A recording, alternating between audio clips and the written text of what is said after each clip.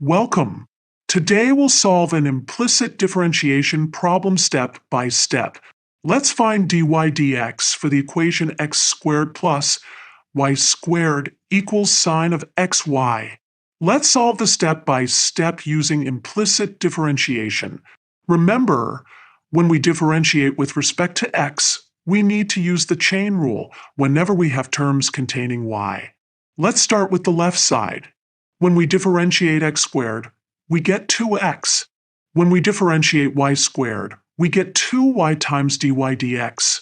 On the right side, when we differentiate sine of xy, we get cosine of x, y times the derivative of xy. Now we need to find the derivative of x, y using the product rule. The derivative of x, y equals x times dy dx plus y. Substituting this back into our equation, we get 2x plus 2y dy dx equals cosine of x, y times the quantity x dy dx plus y. Let's distribute cosine of x, y on the right side. This gives us 2x plus 2y dy dx equals x cosine, xy dy dx plus y cosine xy.